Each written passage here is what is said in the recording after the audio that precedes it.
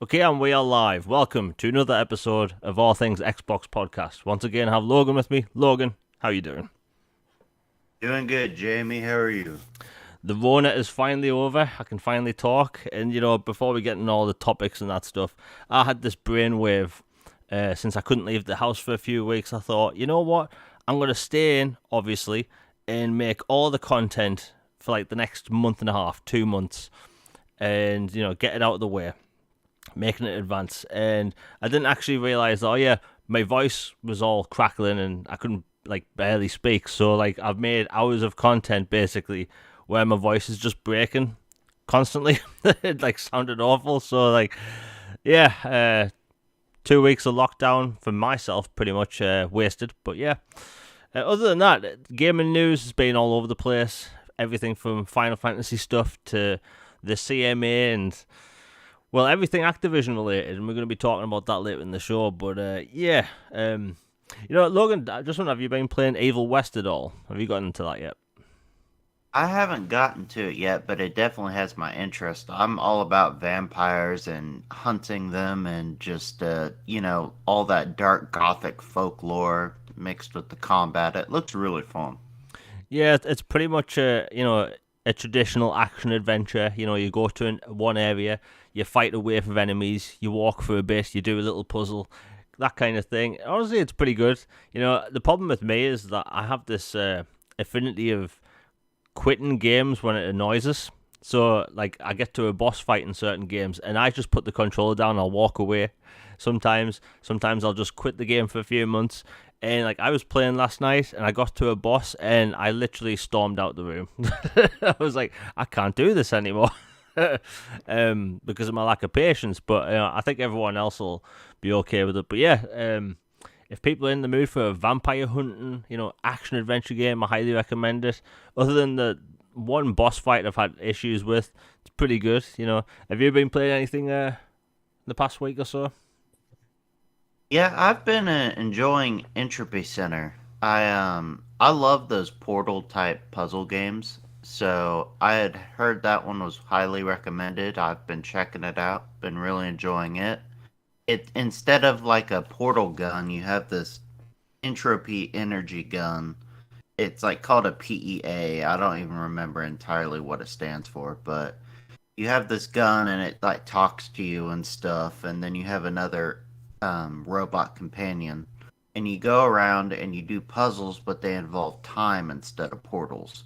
So like you have to rewind and forward and use your energy you've stored in your gun to get yourself out of jams, and that's what I've been playing lately, and am really looking forward to Callisto Protocol and jumping day one on that very soon.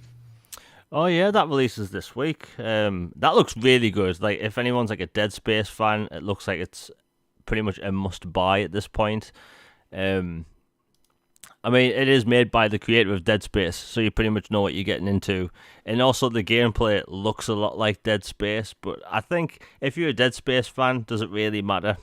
you know, we've been, what, a decade without a Dead Space game, and within the space of 2 months, we're getting the Callisto Protocol and the Dead Space remake. So, if you like sci fi horror games, it's a bloody good time because, they both look good. And I've seen some worry about the Callisto Protocol because the review embargo drops the day before release. I'm not really that too worried. I remember Doom 2016. That review embargo was the day it released, and it was one of the highest rated games of that year. So I wouldn't be too concerned. Honestly, I think it'll be fine. And Glenn Schofield, he's always made bangers. People refer to them games as bangers. But yeah, it looks good. I was going to save this topic for later in the show, and I didn't have it wrote down, but we'll go over it right now.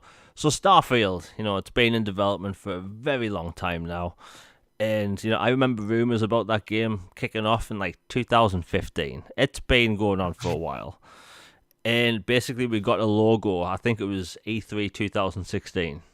That was it, in absolute silence for years, and you know it looks good from what we've seen. In my opinion, I think it looks like a very good Bethesda game. And yeah, so it comes out today that Todd Howard's in an interview and he was talking about how the game's being developed for Xbox Series consoles and PC, and how the development of it is going along really well. Logan, I have to say, there's some buzzing coming from your end. Okay, that better? uh, kind of, kind of. I'll let you know if it changes. But yeah. Anyway, so Starfield. Basically, Todd Howard said, developing for one lot of hardware, console hardware, is making the development easier.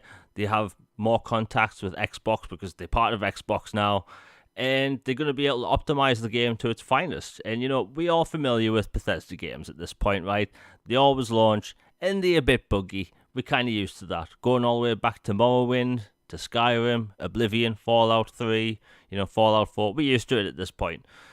But it sounds like them concentrating on just two consoles this time around is really going to benefit the game, because look at like Fallout 4 that released on Xbox One, PlayStation 4, PC, and then it got Xbox One X and Xbox, or should I say PlayStation 4 Pro versions, and all around people enjoyed that game, but still buggy game.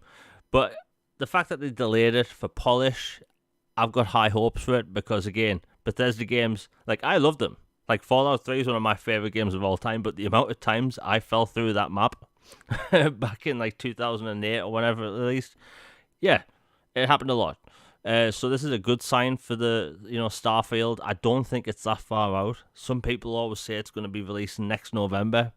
I don't think it's that far out. I don't think people should be concerned. Logan, what's your thought on this? Because like the interview literally just came out today. Yeah, there was a lot of really good stuff in the interview, from some highlights I was able to glean from some posts people put on the Discord. But basically, like, he went over on this 3 hour long podcast and talked about all these things about Xbox and Bethesda, their long relationship, Starfield, just how things have developed over time. And like, for example, he talked about how we could have actually had way more than 1,000 planets if we wanted. We could have gone the No Man's Sky route. He didn't say that term. That's me just putting that out there. They could have had the infinite, randomly generated planets, just ad nauseum. There's always something. He said we wanted to hit a huge number, but reach a number that made sense, to where everything could feel diverse and not just, carbon copied and pasted, and where it makes sense, and there's going to be various difficulty scales on these planets. Some planets are going to be a walk in the park, and some are going to be, oh my gosh, I just went into Caelid and Elden Ring, and I'm just in deep stuff right now. Like, they want it to be like that, where there's a whole bunch of different variety on the planets and the hazards. There's going to be toxic stuff. There's going to be other environmental stuff. Talking about the character relationships is gonna the usability of that is going to be deeper than they've ever had. I remember in previous games up to Skyrim, they didn't really have relationships too much. You just had companions you did quests with. And then Skyrim, they brought marriage with the Amulet of Mara, and then you could adopt children, and then Fallout 4 had some relationship stuff, but this one's going to be taking it further. And they mentioned 4 companions in particular, didn't name them, that will have really, really in-depth relationship stuff involving them.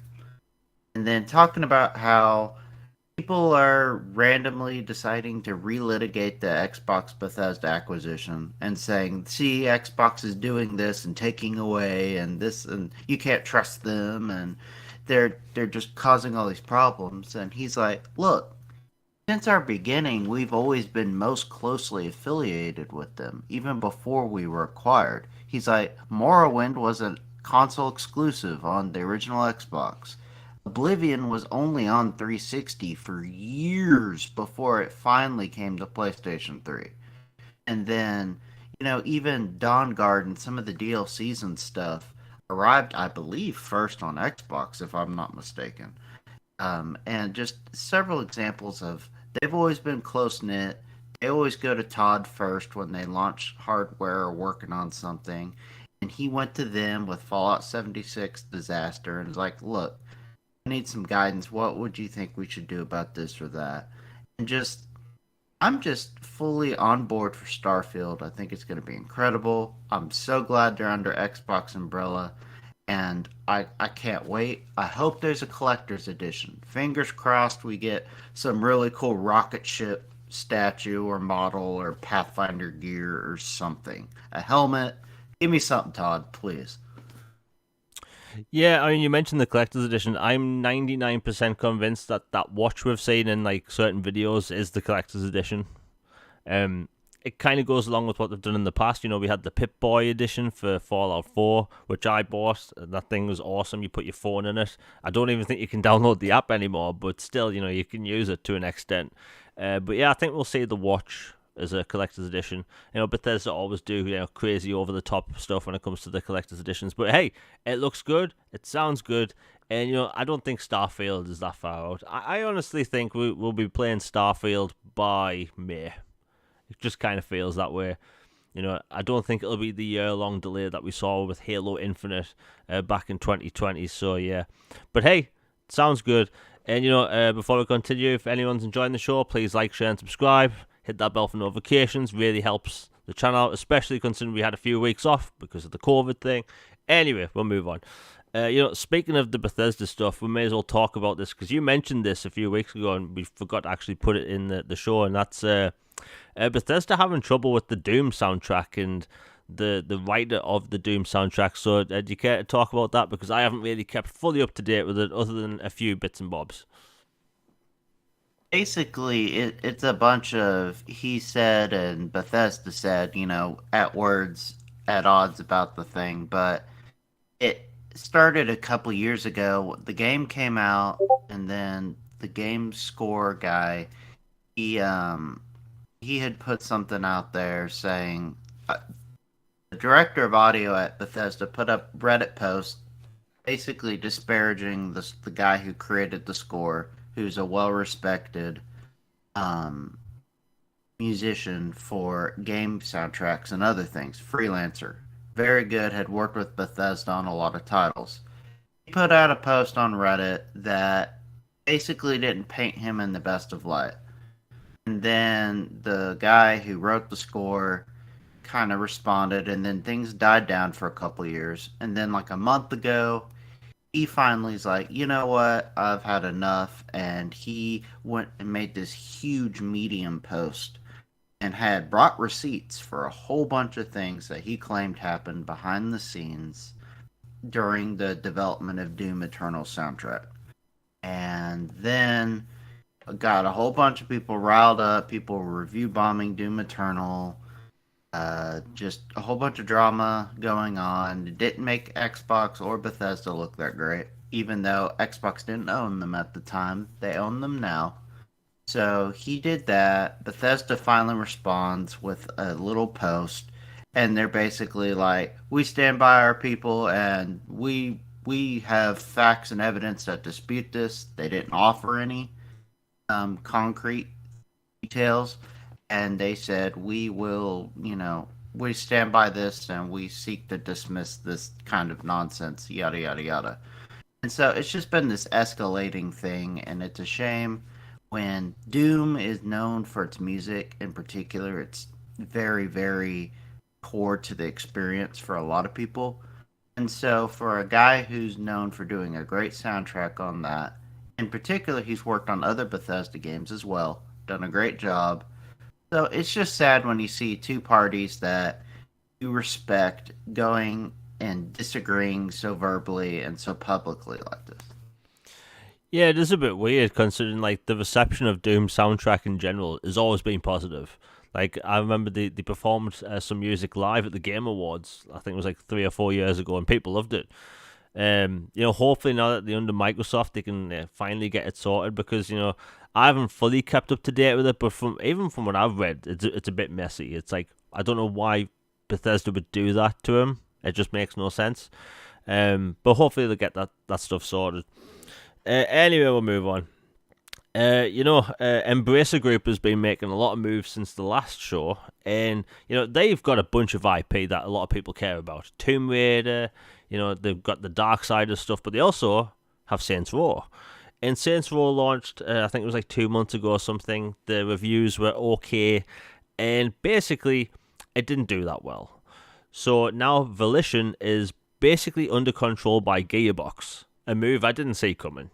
But the thing is, Gearbox's games sell well, they review well, and basically Gearbox is going to be making all the decisions for them, which it could be good in the end. But the good thing is they're going to keep on working on Saints Row for everyone that's bought it, so they're going to be making the expansions and fixing the game and all that stuff. But it's a bit of a shame because Saints Row was almost a household name for about a decade, and then this game comes out and it's buggy. A lot of people are having issues with it, and honestly, the reception was nowhere near as high as something like Saints Row 4 or 3. And yeah, I mean, I know people weren't buying it because they thought it was like full of hipsters and stuff, but honestly, from what I saw, the gameplay looks good. I do want to get it at some point. Like, Logan, did you pick it up by any chance? I have not picked it up personally. I've been kind of one of those waiting for a very, very steep sale.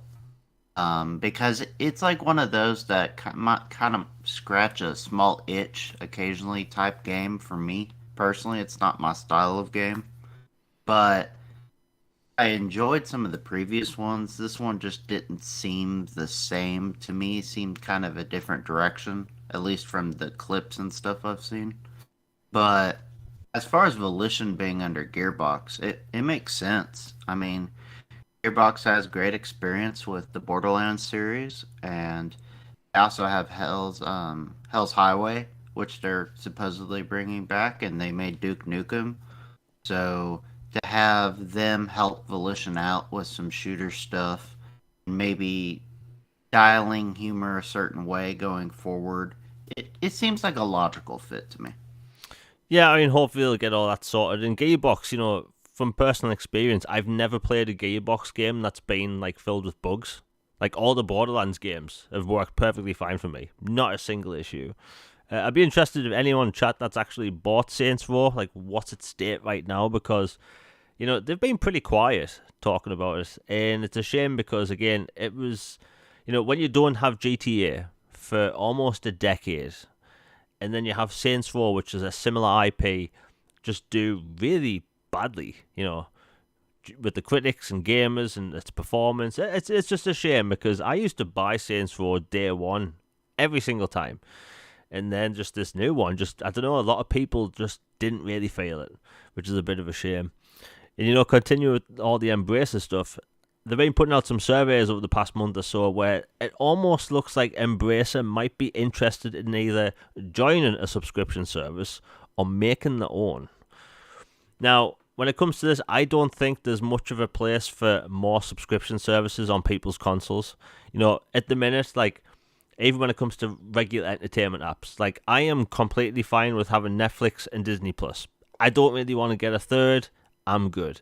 And I feel like when it comes to gaming, like, you're really going to get Game Pass or PlayStation Plus Premium or whatever it's called. And I just don't see a market for yet another subscription service. Like, look at Ubisoft. They have a subscription service, but they integrate in a lot of their games, as of late, into Game Pass or PlayStation Plus. And as much as I like Embracer, and I'm going to buy a lot of their games in the future, I don't know. I can't see a place for yet another game service. Like, what do you think, Logan? Because another one, or would they actually be joining Game Pass or something like that? When I first read it, my initial impression was that they would be joining one, like a Game Pass type thing. Or, I mean, maybe Sony goes after them like they did with like Xbox and EA have teamed up, and you have EA Play and stuff and Game Pass Ultimate. Maybe they would do Sony PlayStation Plus and be part of one of their tiers. But to me, initially, I think Game Pass makes sense for them to join. They certainly have enough games of their own. You can, quibble on quality or, reliability or longevity of some of their franchises and games, but they have enough titles and output period to have their own subscription if they wanted to. Personally, I think it makes more sense to align their titles with a Game Pass because then you can have some bank in there in case it doesn't sell as well. Plus, you get more exposure, people buy more DLC expansions, kind of prop up the franchises a little bit, and maybe bring back some of these niche games they have. Like, we talk about Deus Ex or Soul Reaver and some of these other franchises they want to bring back. Plugging some ports of those into Game Pass would be just a very, very smart idea. Yeah, I mean, it could go in any direction. I like the thing is, I buy a lot of THQ Nordic, Deep Silver, pretty much anything related to Embracer Group. I have a lot of their games, so playing their games in the subscription service, I totally go for it. But just the way those articles were, worded, made it seem like they maybe want to join an existing service because it costs a lot of money to run these services. And when it comes to Embracer, they invest in more into AAA. Like you think Embracer, you think smaller tier games. They're a smaller tier studio, I should say publisher, but they have the most developers. They have I think it's like 70 development teams or something like that. Like they have a lot. And they have pretty much more IP than Microsoft, Sony, and Nintendo combined. Like they have a lot of developers working on a lot of IP, and now that they have Crystal Dynamics and Eidos Montreal, like those games will be pretty much like tentpole faces of a new subscription service. So who knows what we'll see there. Even more Embracer stuff. So there's a YouTube channel called NoClip. Danny O'Dwyer used to be from GameSpot. Basically came out with a documentary the past week talking about the past 20 years of Crystal Dynamics. I highly recommend people watch it. It's about 2 hours long, and it's well worth it.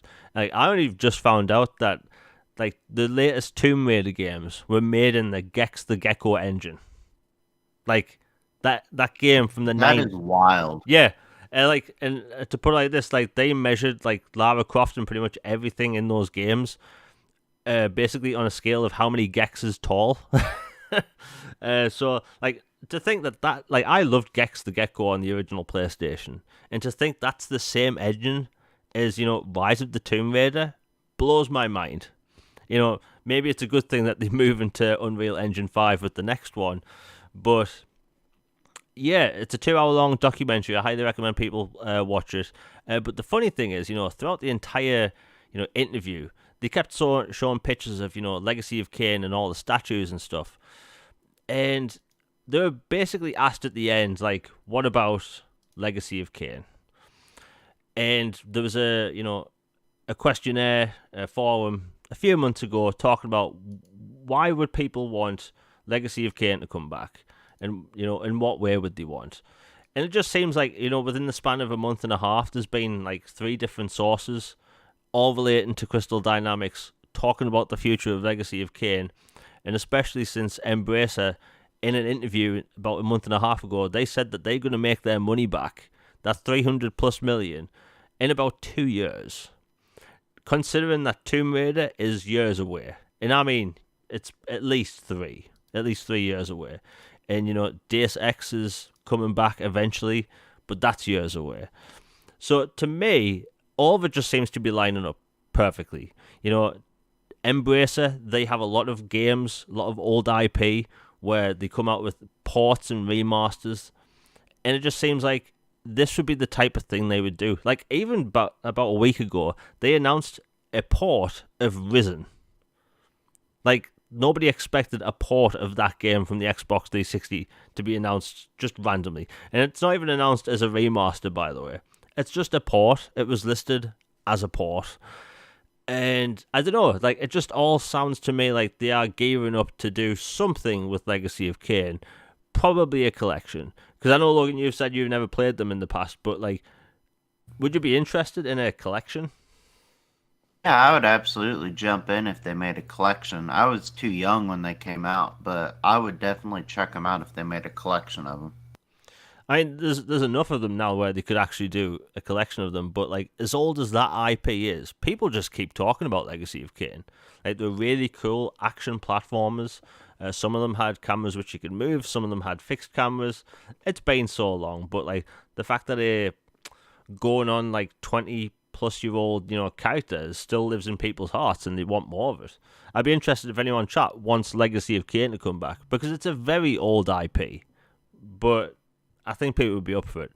They were working on a new Legacy of Kain game back in, I think, 2012, and it got cancelled. And there's footage you can see on YouTube. It looked great. That came from an age where there was cancelled games all the time that looked great. Remember Star Wars 1313? That looked great too. Oh, we don't speak of that, Jamie. Yeah. No. Yeah, I know. I mean, honestly, I've watched that footage of Star Wars 1313 probably every month or so, just making myself feel more salty that I got cancelled. But yeah. Anyway, Embracer, cool things coming. At least it looks like it. And even if they did make their own service, like going back to the last topic, knowing me, I'd probably subscribe. Because like as much as their B-tier games are, I really love them. Like, even Darksiders alone would probably get a lot of people subscribed. And hell, I think we're meant to be getting a new Darksiders game in the next 2 years anyway, so that would be a big push. Anyway, we'll move on. I might talk about the Square Enix thing in a minute. Just hit Splinter Cell's 20th anniversary. Big deal, my favorite stealth franchise. And you might be thinking, that might be my favorite stealth franchise over Metal Gear. Yeah, I think the gameplay is better. I think that actually offers you options to play stealth. My biggest problem with Metal Gear is that you have all these different weapons, and it's all action-based. There's very few stealth-based weapons. Metal Gear Solid 5 is a good example. Anyway, 20 years old, Splinter Cell. I love the franchise. There's a remake in development. My biggest problem with the remake is that Ubisoft have been a bit too quiet. If you look at Dead Space and EA is probably one of the most hated publishers, and I'd say people hate on them too much. But like, ever since the Dead Space remake was announced, they've been upfront with everything, talking about what the gameplay is going to be about. What parts are they actually improving upon? What parts are they putting in that's new? Because the new game, the remake, has side quests. You can go back to previous areas of the ship which you couldn't do in the first game, and they've been upfront. People hated how the plasma cutter looked in the remake, so they changed it. So, like, people may hate on EA, but that team making the Dead Space remake has been upfront about everything and just been transparent, and something we don't see enough these days. Well, you look at that, and it's the exact polar opposite with Ubisoft and Splinter Cell remake. And look, I will give them the benefit of the doubt. I love Splinter Cell. I think Splinter Cell Blacklist is a borderline stealth masterpiece, and it gets a lot of hate because Michael Ironside wasn't the lead role for various reasons. And I don't know, like, I just think if you have a 20th anniversary, you're working on a remake, you keep putting out teaser trailers with the goggles, like, wouldn't you show the fans something? Even if it's some early stuff. If you go to the Dead Space Twitter account or the YouTube channel, they posted like wireframe models about a year ago, just showing people about the dismemberment and the gameplay.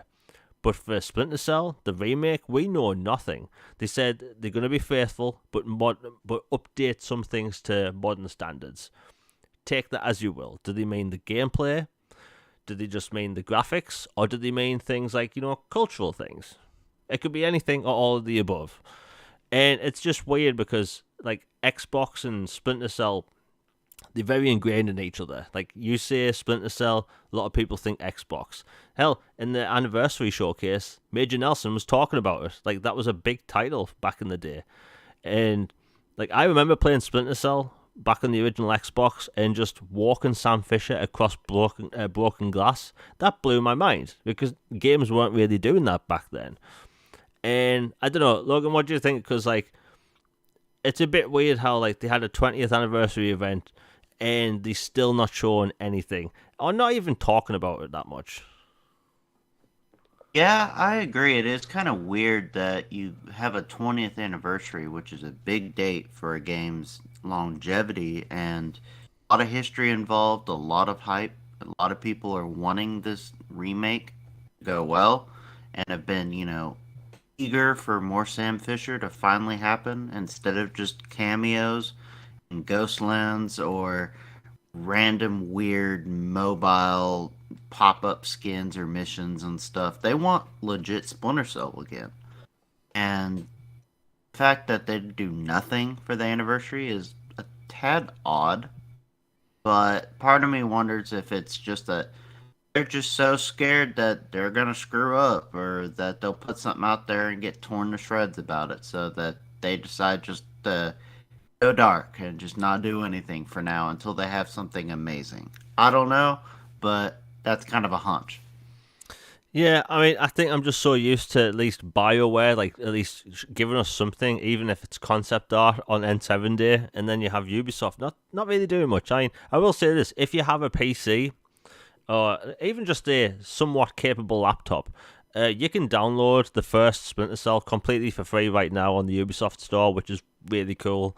You know, all of the games that are backwards compatible on Xbox are all Xbox One X enhanced, so you get to play them in 4K or close to it.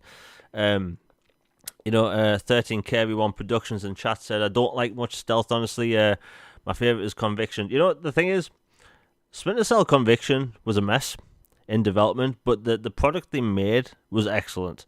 Like, it's basically 24 the game, but like the original idea for Splinter Cell Conviction was completely different, and that was an Xbox exclusive. I remember that being like pretty big at the time, and like I remember it sold out in like my local game store. But Splinter Cell, it really needs to come back because after years, like I will say this, like I'm very honest about gaming on Twitter. I try not to be negative because it puts people down. It makes them less excited about the topics they like and all that stuff. But I'll say this as a Splinter Cell fan, it's been difficult this past 9 years. You know, every game they come out with, be it Ghost Recon or Rainbow Six, Far Cry, Assassin's Creed, Watch Dogs, there's always these skins for Sam Fisher. Always. Every single game. Like, there'll be a new Rayman game with a Splinter Cell skin, And there's all these mobile games Ubisoft make now where there's Splinter Cell skins. And it's been a rough 9 years because Splinter Cell Blacklist came out in 2013, August. It launched before the Xbox One and PlayStation 4, and ever since it's just been nothing. We've had a few cameos in Ghost Recon, and that's it. Like, I'll admit, I'm a bit salty. I've had to wait 9 years to play more Splinter Cell, and we don't know how many more years we have to wait. And don't get me wrong, I'd rather them be quiet and have their heads down making the game so they get it right. But the fact that we're getting nothing, I don't know. It's just I can be patient to an extent, and it's just a bit much for me at some point. Excuse me for a moment. We have a lot of bots today, and when I say bots, I don't mean Xbots. Anyway, but yeah, Splinter Cell. Hopefully, it comes back strong again. If people want to play Splinter Cell, it's backwards compatible. All of them are. Fun fact about backwards compatibility. Back in the early days, in the 2000s, a lot of ports on different consoles were actually completely different games. So, like, where now you can play, let's say, Mass Effect Legendary Edition. You can play the originals, or you can play the new ones on the new consoles, and it's basically the same game. Well, back in the early 2000s, a game you would buy with the same title would be a different game sometimes on a different platform. So, I remember Splinter Cell Double Agent on the Xbox 360. You can play it now, it's in 4K and all that stuff. If you bought Splinter Cell Double Agent on the original Xbox, it was a completely different game, different plot, different missions, different voice acting, literally a different game. The only thing it had similar was its name.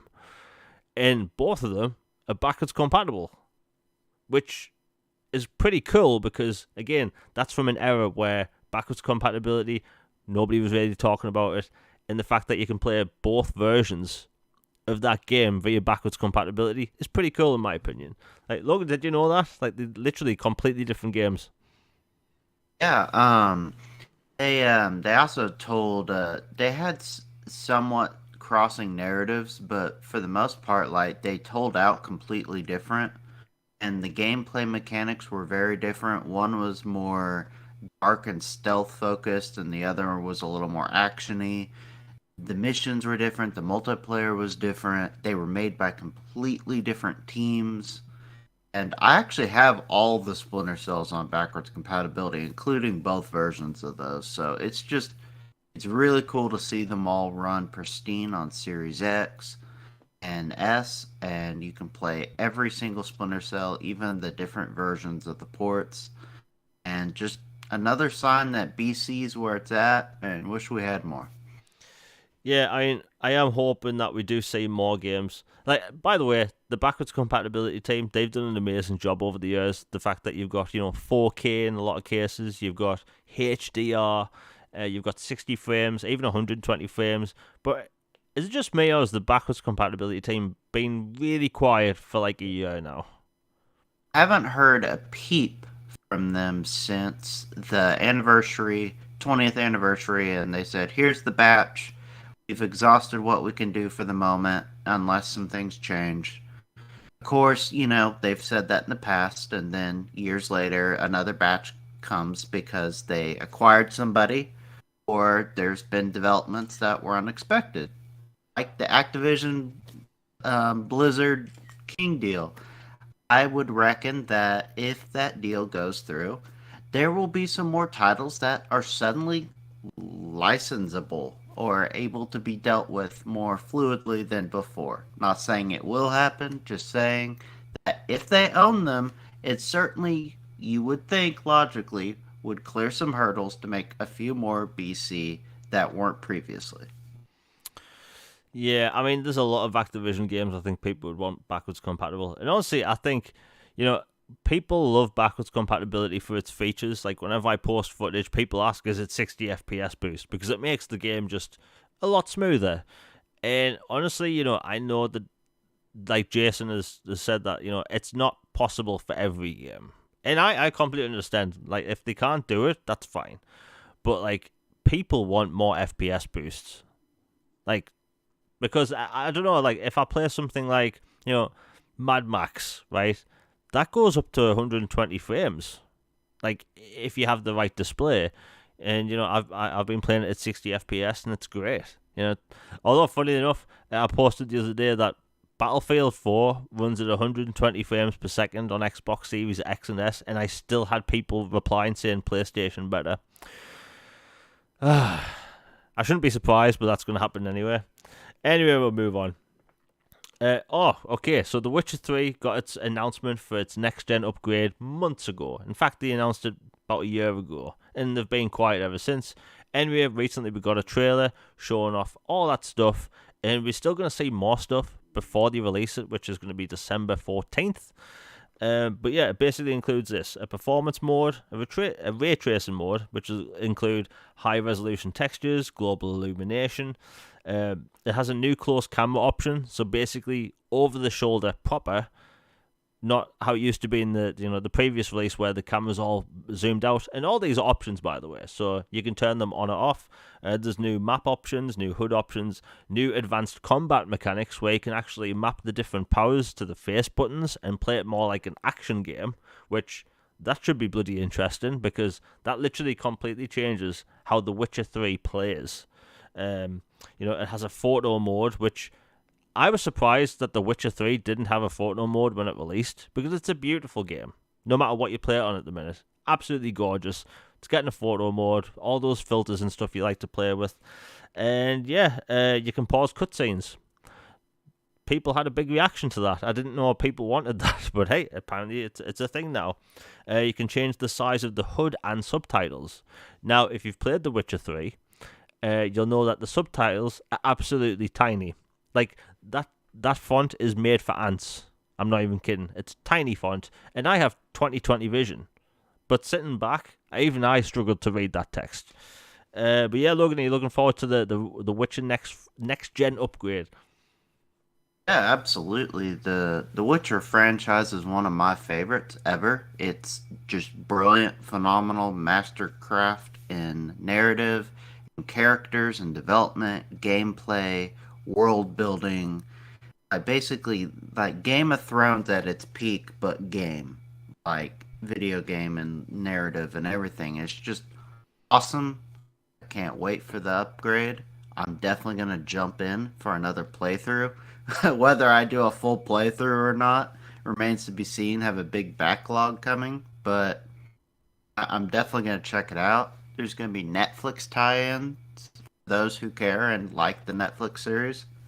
There's going to be some cool skins and quests related to that apparently. And they're going to fix some long-standing quest bugs that were previously known that had never been addressed that they're going to finally nail down and fix for this. So definitely now is the time to get into it.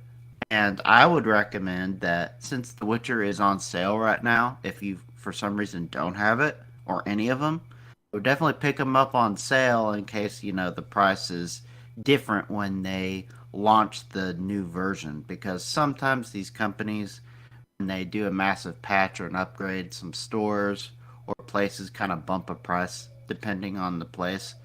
Just word to the wise, if you buy it dirt cheap now, then and you get the free upgrade, it seems to make a lot of sense. Yeah, you got a few good points there because I completely forgot half of what you mentioned and the good points. So basically, the quest fixing thing. There's a few broken side quests in The Witcher 3. One of which is it's basically about collecting pieces of armor, where you have to open a trunk in one of the caves. I came across that. I think it was in the Hearts of Stone expansion, and it's absolutely broken. No matter what you play it on, they're finally going to fix all that stuff after years. So why you can say yeah, it should have been fixed at launch. Not a lot of developers would go back and fix what 7-year-old games. Like, so I'll commend them for that. And yeah, I highly recommend people buy them now. They are on sale. I think the sale ends at midnight local time. And basically, I think they both like £6 each. So, oh, and by the way, the Witcher games on Xbox and on PlayStation, they have different trophies and achievements depending on which version you have. So if you want to double up on achievements, you can do that. So the Witcher OG version, I think that's about £6 at the minute, has a completely different set of achievements. And the Witcher Game of the Year version, again, I think that's like £6, another different set of achievements. So yeah, I'm thinking about actually buying the Game of the Year version digitally, just so I have it, and I can double up on achievements.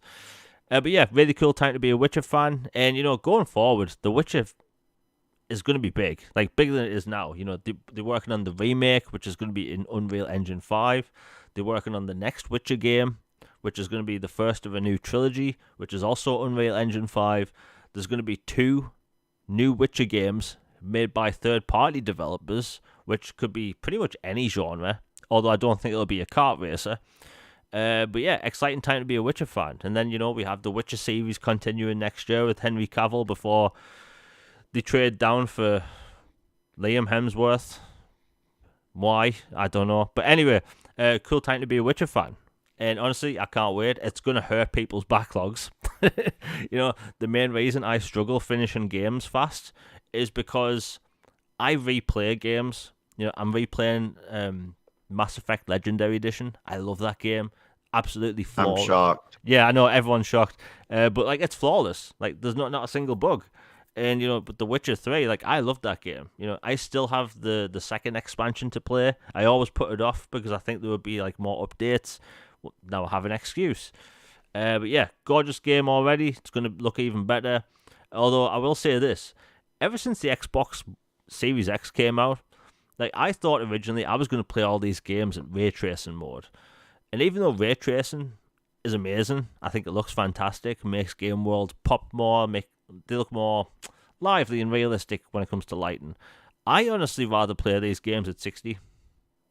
Like, I don't know, Logan. Like, do you see yourself choosing these performance modes over ray tracing? I'm more of a visuals guy personally, but ray tracing is not the end of the world for me, and if for some reason the visual mode makes the game stutter and suffer, I'll choose performance. But ray tracing isn't a huge deal breaker to me. One side tangent, I now that since we brought up photo mode, I'm still perplexed why we never got photo mode for Gears 5. They said it was coming and it never did, at least to my recollection. Just bringing it up when we were talking about Witcher and long wanted features, I was like, wasn't that promised for another game that I really wanted it to have and it just never happened? That's a good point. Like photo mode, like not everybody uses photo mode. Like most people, when they play a game, they just play it. But if you use social media, chances are you like to post photos or clips. And the Gears one is a bit weird. That is a gorgeous game, and they never put it in a photo mode. The Witcher originally not having a photo mode, that was weird. Evil West, which I'm playing at the minute, no photo mode. It's like mind boggling, and I don't understand. And like, for some reason, I always loop things around to Mass Effect Legendary Edition, like remasters of 3 games. They made a photo mode, and they just like announced it in a tweet. Like it was like 3 weeks before the launch. Like nobody expected a photo mode in Mass Effect remasters, and they put it there. And it's a great photo mode, but you can mess around with all sorts of stuff. And I don't know, it's just strange. Like a lot of games just don't put it in. As far as I know, the new God of War doesn't have it either. It's bizarre. Like I don't know why these developers don't put in photo mode. Like surely, like Free marketing. yeah, it's free marketing, and I don't understand. Like I'm not a developer. I'm not gonna say it's easy to make a photo mode, but surely it's not that difficult. Like if you can make these gorgeous worlds with interesting gameplay, why can't you do photo modes? In 13 Carry and Chet says, all FromSoft games don't have photo mode. Like, I would have loved to have played with a photo mode in Elden Ring. Like, remember when Elden Ring came out? That's all that was over Twitter. People were talking about. Oh, Yeah, gorgeous game. yeah, it's a gorgeous game. Like, there's no open world like it, and it's free marketing, like you say. And I don't know, like if that had a photo mode, it would have just took it to another level. And granted, their reasoning in the past is probably for, they don't want you to be able to pause the game and maybe cheese some enemies. And to that extent, I can kind of understand it, but I don't know. I think a photo mode should just be a standard. Like, I don't expect it in indie games at all. But, like, if you're a AAA or even a AA, budget game, like, why not? Again, free marketing. Very strange, very strange. Especially when on social media, like those screenshots and clips, they get a lot of eyes. Like the impressions on some of my like photos, like tweets, pretty high. Like people pay attention to that stuff, and it actually sells people on games. Hopefully Microsoft add them into the new games. I hope Starfield has a photo mode. For the love of everything, please have a photo mode in Starfield. um, it is just a small percentage of us that want photo modes. I get that, but again, it's free marketing. Anyway, we'll move on. But yeah, Witcher 3, good stuff coming soon. Okay, Blizzard is ending sales in China. Now, that completely surprised me because of all their games, kind of having some sort of microtransactions. You have all the cosmetic stuff, like mounts and stuff in World of Warcraft. StarCraft is huge in China. Apparently, the only the only Blizzard game that is continuing to be sold in China is actually Diablo Immortal, which is basically run by whales.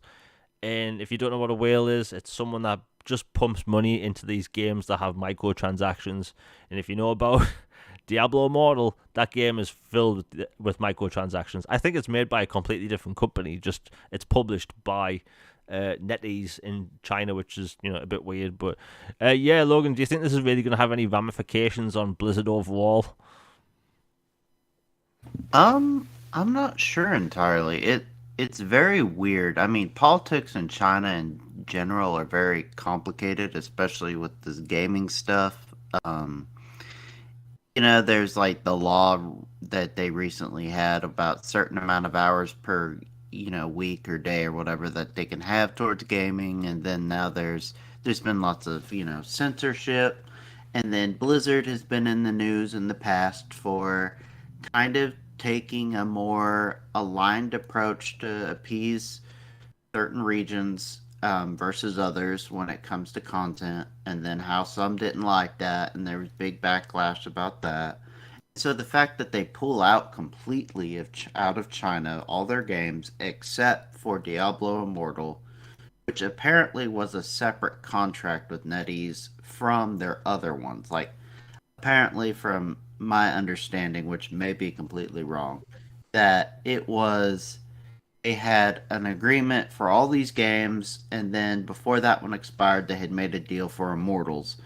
And so that one expired. They didn't reach a renegotiation, but Immortals is still going, so Immortals stays. But yeah, NetEase didn't sound too thrilled about it in their press release. And, with China apparently, going into a more in depth investigation into acquisition, and they're kind of trying to crack down on mergers and acquisitions as well. Maybe there is a scenario where Blizzard just isn't there. It would be weird and it would lose a lot of money, but at the same time, maybe it would clear them from some other stuff. But it's something to keep an eye on, I think.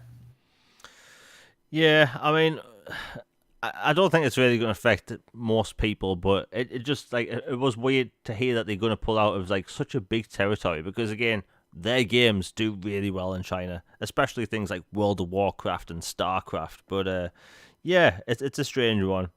Although it will be interesting to see how that stuff evolves over the next few years with different things in their region, politically wise, changing, which we can't really talk about. But yeah, times are changing, and so is like everything else. But yeah, we'll talk about that again in the future if outcomes up. Before we continue on the Square Enix stuff, which is going to be interesting. If anyone's enjoying the show, please help the show out, share, like, subscribe, does all that stuff, helps out a lot. And plus, I just got back from COVID. The channel needs the help. Anyway, so Square Enix, I have a love-hate relationship with them. I've been playing their games since I was a kid. I love their games. Final Fantasy, like the Western stuff before they sold them off. Tomb Raider. Legacy of Kain, Deus Ex. Like some of my favorite franchises. Kingdom Hearts. Games I pretty much grew up with. So like when I changed my preference to Xbox in the early 2000s. I didn't really think at the time, there's going to be this weird gap of games not coming over. And it just happened over time. Final Fantasy 13 got announced for Xbox. It made people think on the platform we're going to see more Square Enix stuff and more JRPGs in general. And ever since Final Fantasy 13, Square Enix has this sort of like drip release thing when they actually just put most of their games everywhere else, and they drip feed certain titles onto Xbox. And then when they don't sell, they blame Xbox and the gamers for it not selling, which is a bit stupid in my opinion. Like, obviously we've talked about this in previous shows, but I'm going to mention it today because I'm annoyed. Crisis Core comes out on the 13th, I believe, the remake. And they've been marketing the game a lot, as they should. And I saw this post the other day, and I'll admit, Logan, I got triggered, right? I got triggered over this post, and I never really talked about it. I never posted about it online, but they put out this post saying, experience the full Final Fantasy VII saga with Crisis Core. And that kind of hit me the wrong way.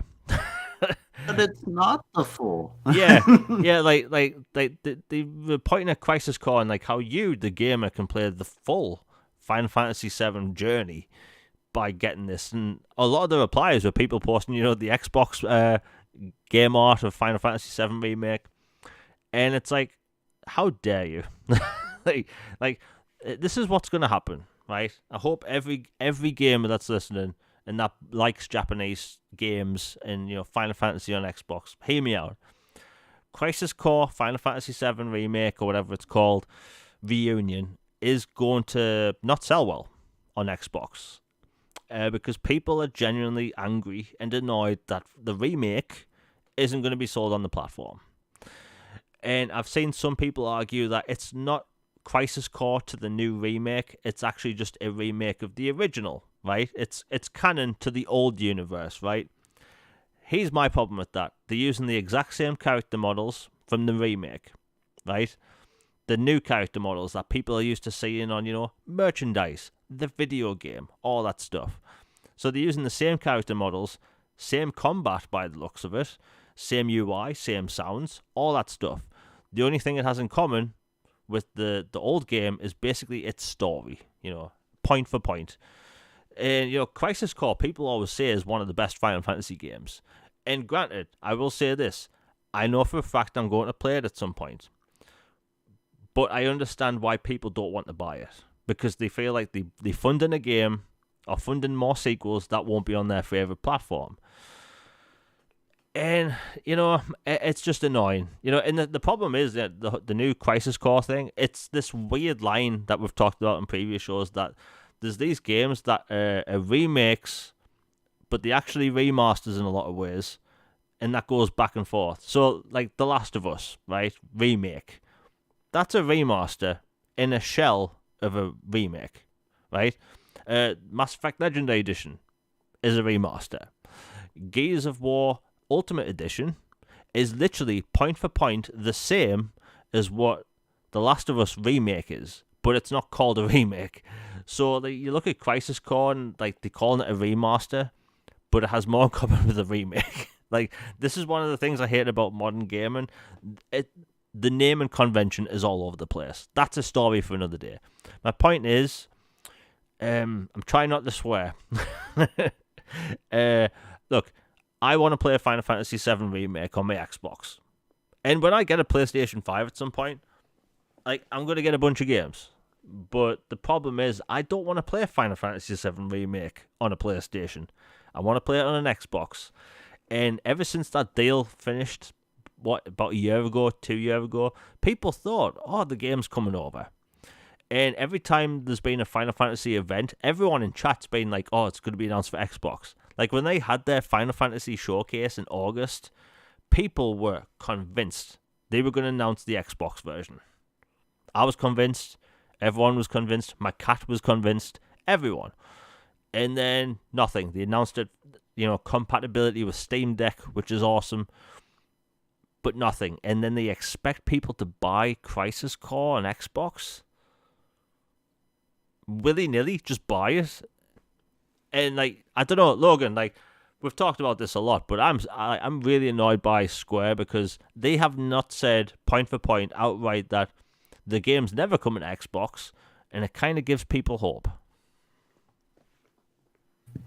Yeah, they're playing both sides of the fence a lot with their messaging and their wording, and then their absent messaging, we're not going to say one way or another, and then expecting people to buy a game that's a sequel or a prequel or whatever, yet you don't get access to the other ones to know whether you want to be involved in that universe. And then they don't market their games and they don't do well, or people don't know what they are, and then people get to where they're like, I don't want to buy it full price because it's just going to drop soon. Just like, lo and behold, Star Ocean. I was like, this game looks fun. I think I might get it. And then lo and behold, it drops immediately. So did Diofield Chronicles. And I would reckon they'll probably drop not too far from now again. It's the Square Xbox dynamic. It almost makes you wish that Xbox would just buy them so that you could actually have the games and know they're coming on Xbox. But in a weird sort of way, they feel like they're just Sony 2.5 party. Like, they're not first party, but I don't know. It's just a bizarre thing, and frankly, I just don't like buying Square games unless they're dirt cheap at this point, because I don't think they're respecting the platform, giving it the same cadence that they give other ones, whether they're being paid to do so, via deals, or they're just choosing to ignore. Whatever the case is, it's clearly obvious that Switch and PlayStation and Xbox, the three of them are treated with various different levels of engagement. And it just sucks to be a fan, that's all. Yeah, I mean, here's the thing, right? Final Fantasy VII is a worldwide, like, known quantity. People know what it is. Like, it doesn't matter if you played it back in the 90s, doesn't matter if you played it a decade ago or whatever. Like, everyone knows what Final Fantasy VII is. It's a household name. So obviously it would sell well. And, I have a suspicion of one of two things: that the trilogy will come to Xbox when the whole thing's done. Like, whenever Final Fantasy VII Remake Part 3 is out, the whole thing will come to Xbox. And my other theory is that they are waiting for Microsoft to drop the bag to literally pay for the entire port. Because Square Enix, they're a bit shady, let's face it. Like, the amount of, like, weird deals they've done, they want to invest in blockchain and all that stuff. Like, nobody cares. like, but, like, it wouldn't surprise me if they want Microsoft to fully fund the port upfront without worrying at all about anything. And I don't know, like, I just feel like it's a third party's job to provide the content, it's first party's job to provide the platform, and the gamers to buy the games they want on the platform they want. It's a weird situation. We talk about this topic a lot, but, like, I don't know, like, the whole Xbox gamers don't buy Japanese games is stupid because they have to release regularly on that platform. Like, what's that game you mentioned a few minutes ago? The Dido Chronicles or whatever. I never. Yeah, Diofield Chronicles and Star Ocean. Yeah, like Star Ocean's one thing. Like, that didn't do well because Square Enix, let's face it, they didn't advertise it. I'm just gonna call it the Dido Field. Yeah, Dido Field, whatever it's called, Chronicles. I'm never gonna get that name right. I actually have the demo downloaded. You can get the demo on Xbox, but, like, that game was never going to sell well because nobody was talking about it. There was no marketing. And I see another tweet from, like, Square Enix the other day, just one tweet posting, like, you can get these JRPGs on Xbox right now. And there was that Dido Field Chronicles thing, which I'm never going to get its name right, Star Ocean and something else. And it's like, they are terrible at marketing. Like, here's the thing: when Final Fantasy 16 comes out on PlayStation, you're gonna see that on billboards everywhere because Sony's paying for the advertising. That's how all these deals work. But the fact that Square Enix are having to advertise these games themselves, they're not doing anything. They are lazy when it comes to marketing, in my opinion. So while I think their games will be really good, there's no marketing. Like, remember, this is the company that spent $100 million on the Tomb Raider remake, or I should say reboot, and then they spent $110 million, more than the development cost, on marketing the game. Lara Croft, a household name. Like, that's mind-boggling. Like, I remember marketing at the time for the Tomb Raider reboot. Like, there was like posters on buses, like, even in my small city, like, on buses, there was signs in pubs, like, all over the place. Everyone knew about it. And, like, that is Square Enix. Like, they don't know what they're doing. They might know the demographic when it came to the Western games, at least some point, but I don't know. It's just weird because, again, this game's going to sell badly, and they're going to put out a post and say, I'm just going to say February 2023. They're going to say it didn't sell well on Xbox. It didn't perform as well as we wanted. It didn't hit, our expectations. And then they're going to use that as an excuse to not put whatever next remake or Final Fantasy game or Kingdom Hearts 4 on Xbox. I'm predicting that right now. That's going to happen. That exact way. And it's just a shame because this whole Xbox gamers don't buy Japanese games thing, they can't buy them if they're not on the platform regularly. And every single post I see someone saying, I want this game to come to Xbox. Do you know what you see in the replies? Either they don't... It's bad. Yeah, either it's bad, they don't deserve it, or just buy a PlayStation. I've had that twice today already, by the way. Just buy a PlayStation for Final Fantasy. How about this? No. No. I tell you what, when I get a PlayStation, I'm going to buy that game with the biker and the zombies.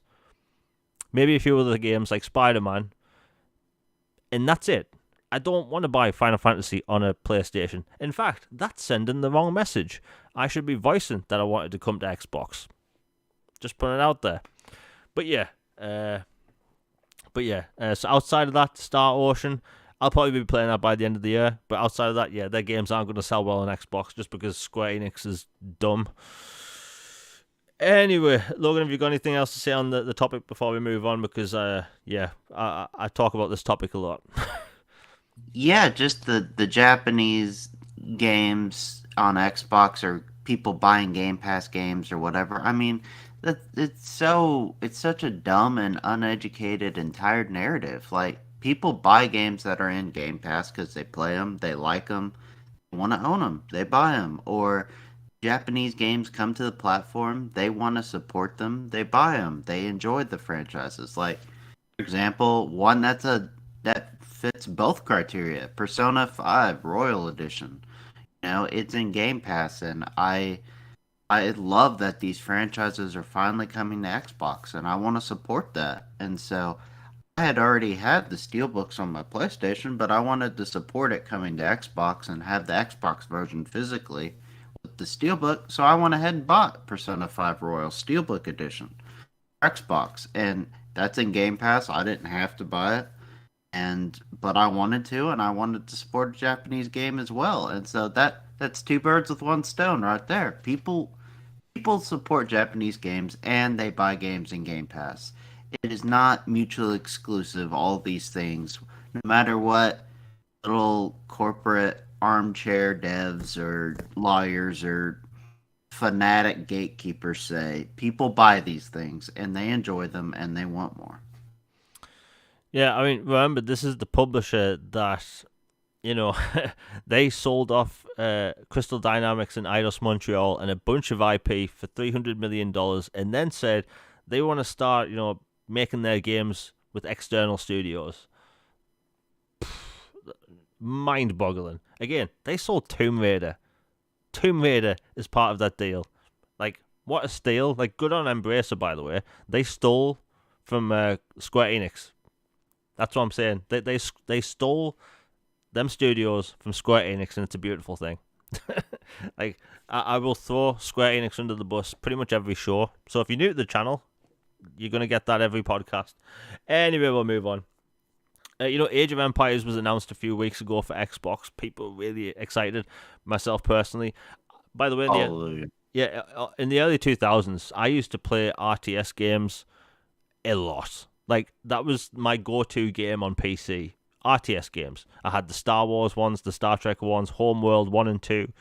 They were amazing games. But, on console, we haven't really had many. We had the Command and Conquer games on 360. We had the Supreme Commander 1 and 2, Halo Wars, and that was it that generation. And, last generation we got Halo Wars 2. And a few smaller indie-style games. Age of Empires is finally coming to Xbox. Age of Empires 2 Definitive Edition is coming early 2023. And Age of Empires 4 is coming later in the year, which, is all good. It's going to have, controller support, keyboard and mouse support, and apparently they spent a long time perfecting the controls for an Xbox controller, which is good in my point of view because that'll be a fun way to play it. Anyway, so I thought, will this be the start of things to come? The beginning. Will we see more RTS games? And I'm aware, by the way, that it's a niche genre, but in my opinion, on a platform, we should have all genres covered. Everything. That includes RTS games. And there are dozens of us waiting to play RTS games on Xbox.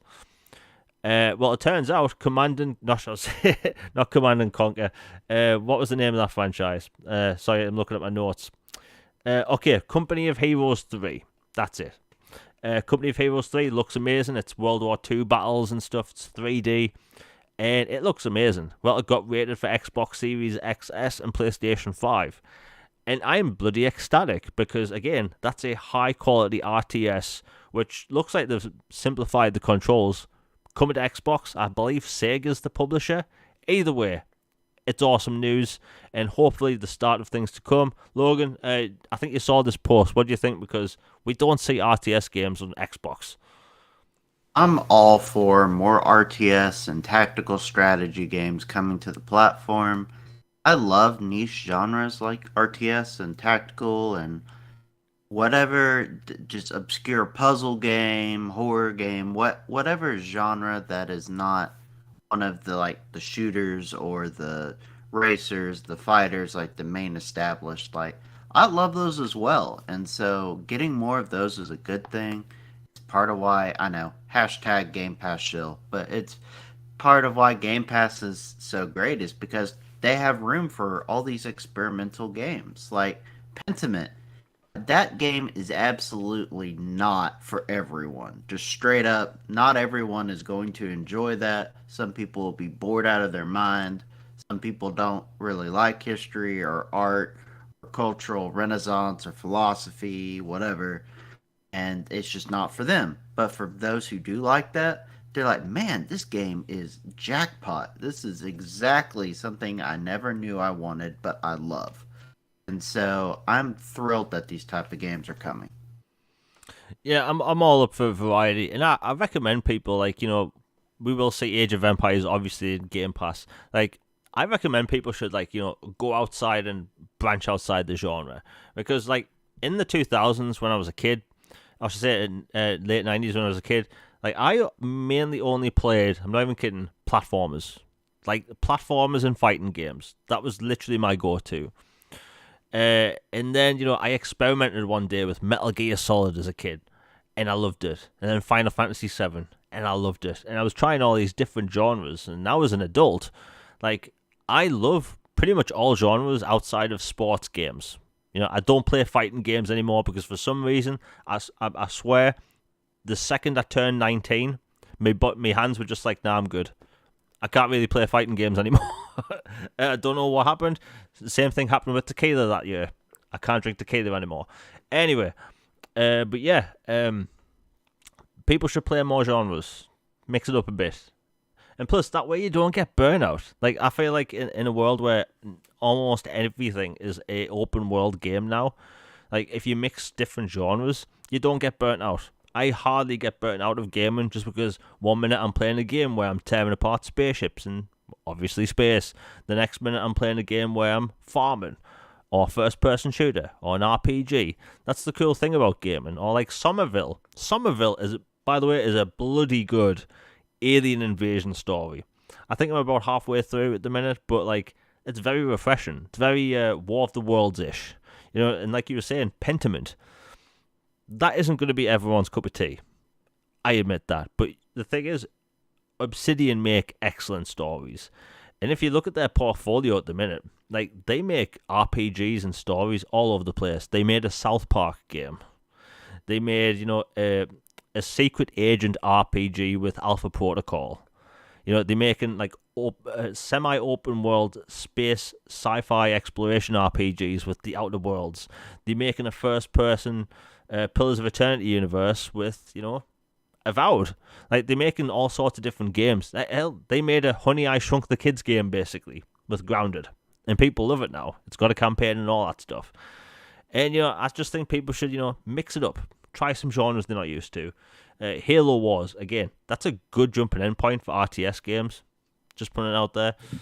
We need that third one. Yeah, we need a third one. Like, I don't care. I want to see the exact sale figures for Halo Wars 2 because, look, I want a Halo Wars 3. Get the Age of Empires people on it. I don't care. But yeah, we'll move on. Speaking of like genres and all that stuff, this is going to get spicy. So, Google paid Activision Blizzard $360 million to stop rival App Store. Now, Logan, I know you want to talk about this. What on earth is that about? Well, basically, it kind of sounds like Activit allegedly, of course, is the keyword, but it sounds like kind of Google paid Activision to, take a hike. Like, don't even bother to come up with an app store or something like that. We'll give you some money and you go on your merry way. You don't make a competitor and we're all happy and you don't infringe upon our territory. they're kind of acting like the big bad dog with a bush or a bone. It's like my bone, get out of here. This is my territory, my turf. And so it's more shady, sketchy stuff. Of course, Google came out and denied it and stuff, but there's apparently documentation or whatever that was put out there for a reason that was leaked that says, hey, maybe there was something to this allegedly. But it's just it paints more of this picture like the Sony arguments against acquisition and all this other stuff that all these companies are doing things that are less than flattering, it would appear. And when they come to light, people are like, that doesn't look very good. And people get mad, and it's just a constant cycle. Yeah, this whole Activision thing's been going on for far too long. Even this whole thing, it was apparently like before the Microsoft deal. It's like these companies pay for to keep things off stores, to stop other companies from gaining traction and all that stuff. And it seems like an endless cycle of companies, businesses, corporations just do shady stuff all the time. It's just been going on for years. And look, I know I'm speaking on a Google-owned platform, but I will say allegedly, I will say that looks a bit, a bit disturbing. They shouldn't be doing that stuff. It's bad. No. How about no? But yeah, but when it comes to the whole Activision thing in general, it's been shady for a long time. Hell, we can talk about the CMA stuff now. Okay, before we get into that, I just want to say that if you're enjoying the show, please like, share, and subscribe. It really helps the channel out. Want to grow all that stuff. I have content, by the way, coming out soon, which I'll be talking about at the end of the podcast. Anyway, so the CMA, they are protecting Sony constantly. At any opportunity, they're just defending them. And then I laughed, and I believe everyone laughed. So Sony had their response to, Microsoft talking about the CMA, and I have it right here. Just give me a second. Okay, here we go. So bear in mind, Sony, of all people, said this. I'm actually laughing about it. Okay, so if Call of Duty would be on Xbox and on Game Pass, gamers would be forced to spend £450 on an equivalent Xbox, or an equivalent to play it on Xbox, to play this hugely popular game on their less preferred device. Doesn't Sony do that already with Final Fantasy and pretty much everything else? They bought up the Spider-Man game IP pretty much, and it goes on. Microsoft would be able to increase the console and game prices for Xbox users, including those who are subscribed to Xbox Game Pass who switched from PlayStation. They could increase the price of Game Pass, the consoles, and games, and reduce innovation and quality. Now, I'm very polite on Twitter. I don't really go off on PlayStation like I did back in 2016 or 15, whatever. But yeah, that ends today. Sony are pathetic at this point. They listed off everything they've done. Sony have raised the prices of games up to £70. They raised the price of their consoles 2 years after launch. That's right, their £450 console is now £480. Yeah. And hell, they're going to release a VR headset next year that costs, £530? Pretty pricey. What else have they done? They charge developers for crossplay. They do not do or provide their fan base free cloud saves, where other companies do. Microsoft does. Free cloud saves should be a thing. What else? They don't take care of their legacy titles. There's no backwards compatibility. Games are locked to old pieces of hardware. They charge throughout the nose for content. They have games listed as remasters that are basically ports of last-gen games, which should just be upgraded for free. Microsoft, CD Projekt Red, Ubisoft, EA, a lot of other companies are giving out free upgrades, and Sony's out here charging extra, basically listing them as remasters. And they get away with it. And this is my problem. A lot of people in the industry were, kids or teenagers in the 90s. They heard that PlayStation logo when they were a kid, and they never moved on. They never changed the preference. They never moved on to PC, Xbox, or, Nintendo devices. They just stayed on PlayStation. They treat PlayStation as this sacred product with these sacred titles, when in actuality, Your symbols. Hey. yeah, when actuality, like, I loved PlayStation as a kid, but my preferences changed. But I can actually look at this objectively. They used to pay throughout the nose for exclusive partnerships back in the 90s. Like, really think about it. The PlayStation was originally meant to be an add-on for the Nintendo 64. Oh, sorry, no, it was the Super Nintendo. And, people knew about this. But basically, Sony wanted all of the money of those games that would be sold on the PlayStation, Nintendo device. Well, that was dodgy. So they started their PlayStation console, pretty much drove Sega out of the business. And what else did they do? Oh, yeah, they, again, paying for partnerships. They didn't have any studios. They were just buying other studios left and right, paying for exclusivity. How did they get Tomb Raider eventually exclusive? How did they get Final Fantasy exclusive? The list goes on and on and on for a decade. PlayStation 2 comes out, they do the same thing. They eventually get some studios. They buy more content.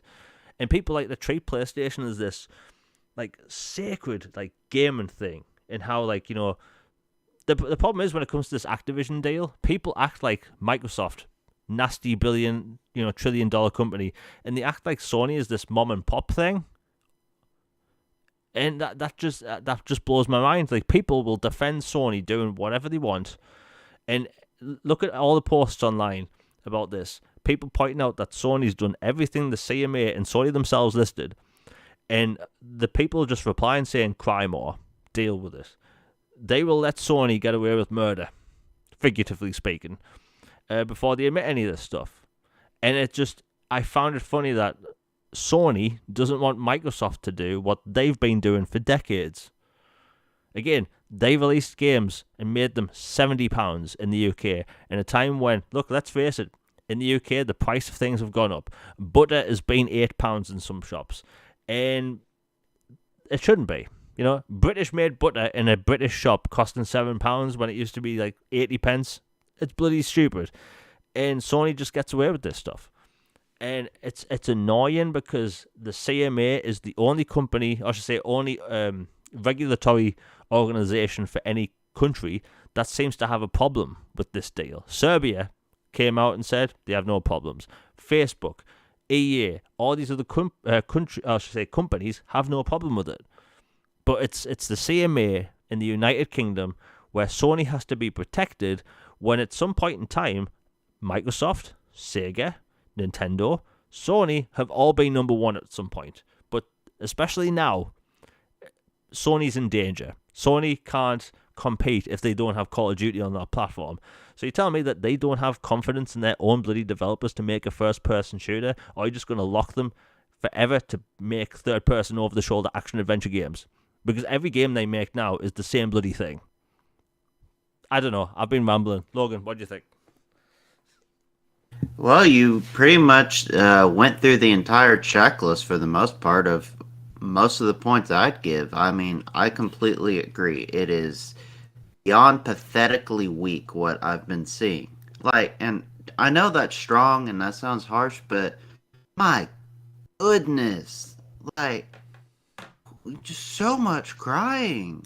Like, got to eventually just man up and compete. I mean, or maybe not. Maybe their strategy works. And lo and behold, this deal somehow gets blocked. They win. They all drink champagne and party it up because they blocked Microsoft from doing some big move. But I guarantee you, if somehow this thing doesn't go through, you thought Microsoft was mad and motivated before? My goodness. Imagine the wrath and fury of a $2 trillion company that just got screwed out of a $70 billion deal because their competitor didn't want to actually compete. And they got some motivated regulators to agree with them because of some turning of the tides, type of momentum they want to saber rattle and push. Like, if that's what happens, then scorched earth Microsoft is a real, very real possibility. And I think it would have been much better for them to have just sat there and go, you know what? Would we have preferred they not bought them? Yeah. But you know what? We'll just go back to our stuff and we'll do better and we'll win people over. Instead, they're like, you know what? We'll throw all this time and money at trying to block them instead of trying to be better than them. I mean, my goodness, like it's like Emperor Palpatine, like in the famous scene with Mace Windu and Anakin. It's like he's like, I'm too weak, I can't, I'm defenseless, and then he zaps the bejeez out of him out the window. It's like that entirely. They are no, sit and duck or sheep. They are a feral direwolf hidden in sheep's clothing. This is not some mom and pop or company, oh no, I'm defenseless. This is Sony. They are incredibly powerful, and they have been doing all kinds of things that they are not wanting Xbox to do. It is the equivalent of like, growing up, a lot of people had a swear jar. Mom and dad would say, do as I say, not what I do. It's exactly like that. They're doing all kinds of things, yet they don't want their competitor to be able to do the same thing that they have been doing. And another thing, if this deal somehow fell through, I can't imagine Activision would be too thrilled about their shareholders and everybody getting screwed out of a big payday and then having to go back to Sony and play nice with marketing deals and all this other stuff. Like, I would think that would be coming to an end at some point. Like, they have just chronically jabbed and ticked off so many people instead of just letting this deal happen. I think the deal will happen. I have confidence it will, but if it doesn't, it's not end of the world. And I would kind of like to see a scorched earth Microsoft, to be honest. But I hope the deal goes through. I think it will. I think logically it will, even if the FTC is, saber rattling a lot. But apparently Xbox is meeting with the CMA and EU to hash out some concessions before their next phase gets deeper so that they can kind of just put this sucker away finally over there in the coming weeks, apparently. So if they get that done and the FTC is just lone and behold holding one sword like Jon Snow against all this stuff, I don't think it would go their way. But again, this is a crazy world we live in, and Sony is just the town crier, the boy who cried wolf, the hypocritical, just whatever choice word you want to use. It's ridiculous. Yeah, I mean, like after all the worrying Sony's had, like Microsoft just outright offered 10 years contracts for having Call of Duty on their platform, and the truth is, Sony does not want to be the second place to go for Call of Duty, because let me put this out there: the second the Activision deal was announced in January 2022, I went to the supermarket to buy a gift card, and the person behind the till heard about it and said, "Oh, Call of Duty will be in Game Pass." Like, that's how ingrained that is in people's minds, that they would be able to play Call of Duty via this cheaper subscription service. Like, I put it like this: like, if let's say the deal goes through, like potentially they might end up put things like World of Warcraft in Game Pass. Rather than pay a subscription service for just World of Warcraft, that might be included in Game Pass. But Sony's too fixated on just Call of Duty. like they make a lot more than Call of Duty. They have Overwatch, which is big at the minute. Diablo 4 is going to be huge next year, and they make a bunch of new IP. And it's like, the problem is, like, Sony does not want to be second best in any category anymore, because if this deal goes through, people will look at Sony as the secondary Call of Duty product. That's what's going to happen, and Sony doesn't want that.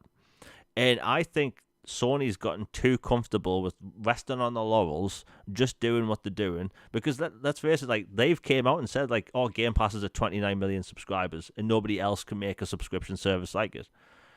But Microsoft offers gamers the ability to play their games via the service or buy them. On Sony's devices, you have to pay $70, $70 or £70 upfront for this game, even a remake with less content. And this company, this organization, the CMA is protecting them. That is just bizarre. And here's the thing. Let's say that the deal goes through, Microsoft gets everything they want, the game's going to Game Pass and all that stuff. PlayStation is still going to be number one in Europe because the brand loyalty's there, and PlayStation's just generally bigger in Europe. Now, the United Kingdom is a different thing because over the past few generations, it's proven that gamers will go where not just where the content is, but the prices of things and just what's on offer. The Xbox 360, I believe, is still the number one best-selling console of all time in the United Kingdom. I believe before that was the Wii, and the Switch might be getting close, but like at some point, it's been someone else. Like during the PlayStation 3 generation, the PlayStation 3 was a joke in the UK. I honestly think that's why the very toxic PlayStation fans, it just happened to be English, because that generation, they were clowns. Like a £600 machine in the early 2000s. Are you kidding? Like that should never be a thing. And the vitriol just salts there. You have saltiest gamers in general coming from that decade. But yeah, it's strange. And the thing is, Sony's going to be fine if the deal goes through. And wouldn't it be cool if Sony branched out and made some different genres? Wouldn't it be cool to have maybe a first-person shooter, third-person shooter? Hell, they have IP they can lean into, which is third-person. They have SOCOM. They're unwilling to let their developers compete. But Microsoft has to get better over the years. Remember, Microsoft had very few studios, and people were like, we want Microsoft to do better. We want Microsoft to compete. And in an age where they were only making Gears, Forza, and Halo, they actually added teams and added studios to improve on their portfolio. Now they make RPGs, RTS games, first-person action adventures, third-person action adventures. The list goes on. They filled those slots that they needed to fill. But Sony, people look at their games and go, the AAA bangers, blah, blah, blah, blah, blah. But they're unwilling to put the money into investment into other genres because third parties do those genres for them. And it's like, why do they get that off the hook? I wouldn't mind seeing, Sony make a first-person shooter. How about this? What if Sony make a game without cutscenes? Wouldn't that be interesting? I don't know. Impossible challenge. Yeah, and it's strange because this thing's been going on for months now, and Sony time and time again, they look really dodgy. They look really bad throughout all this. And apparently Phil Spencer had to take a Nintendo Switch, a PlayStation 5, and an Xbox to prove how the gaming industry basically works. And here's my theory. These people that are high up top at the CMA and all this stuff, these are old people, right? They aren't gamers. They don't know how things work. So my thought is that, with Sony saying, oh, we're worried that Microsoft would, raise the prices of games, they are relying on them not knowing anything. Because the fact that they were concerned that Microsoft would raise the price of games, I'm doing air quotes, proves that they know that the CMA knows F all. They know nothing. They know literally nothing. Because surely, Jim Ryan would surely look at that list and go, yeah, we've done everything there. We've done everything on that list we don't want Microsoft to do. And sorry if I sound annoyed, but it's this has been going on for 11 months now. 11 months. Gamers are sick of it, we came out of a 2-year pandemic where it's still going on. Things in the world are pretty crap at the minute. I just got back from having Rona myself, and I want game topics to talk about that's interesting. And this topic is just being dragged through the mud. There's going to be concessions, and we're going to be talking about it for another 3 months. And honestly, it's one of the reasons, by the way, why we have 12 topics per show, because I want it to be a bit more, fresh and interesting. Talk about some topics other shows maybe aren't covering and all that stuff. And I don't know. Personally, I'm personally sick of like the whole CMA thing and talking about all this stuff. But we have to cover it. I think Sony just really needs to like take the foot out of the mouth, let the process just happen. Microsoft is going to be fine. Sony's going to be fine. Microsoft may say they want this for Candy Crush on mobile. I don't necessarily believe that. I think they want Activision as a whole because again, World of Warcraft in Game Pass would be huge, absolutely huge, and Game Pass is big, right? Sony's admitted how big Game Pass is. Sony can't compete there because Microsoft has paid. They've said they've paid for just marketing upwards to the full development of game cost when it comes to certain titles in Game Pass. And they've said that Game Pass is in fact profitable. That's how big Game Pass is. And so why you do have people say, online, oh, I got the 3 months for $1 and I'm doing that constantly thing. The truth is, most people don't think like that. They don't. Most people aren't even smart enough to even figure out how to do it. Like, I get my Game Pass by using Microsoft Rewards, right? Most people don't know that. Most people don't know that that's a thing or how you can get, Game Pass that way. It's just like, I think Sony just needs to back down and just let it happen. Because in the past year, Sony's bought 7 developers. They have IP exclusively locked to their hardware. Like Final Fantasy, for the most like mainline Final Fantasy games, exclusive to PlayStation. Spider-Man, exclusive to PlayStation. Wolverine, exclusive to PlayStation. Knights of the Old Republic, once a Xbox game, exclusive to PlayStation whenever that sees the light of day. And there's been rumors for the past 2 years that the next BioShock is 2-year timed exclusive to PlayStation. Now, I don't know how much weight there is behind that, but the fact I keep seeing it pop up leads me to believe that there may be some truth behind it. And they're going to keep getting away with this. So let's rewind the clock a year, and let's say the Activision deal didn't happen. Microsoft could have just went out and bought 7 developers, lock hardware, I should say lock titles and IP to their hardware and get away with it. But they decided to go for a publisher. And they've got all this hate. And again, I've mentioned this last time. I think the fact that Microsoft has to listen to other countries about them buying an American company is dumb. I don't get it. That shouldn't be a thing.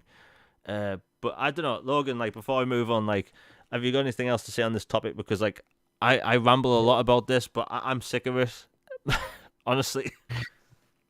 Yeah, like just a couple things. Like one is on the COD thing, just back to it briefly. Just the fact that they say it would take them years to make something that could compete at all, or that they just couldn't, feasibly do something like an IP, the shooter that they rely upon so much. I mean, I don't really buy that because I think they're just being kind of just letting third parties, do their work for them.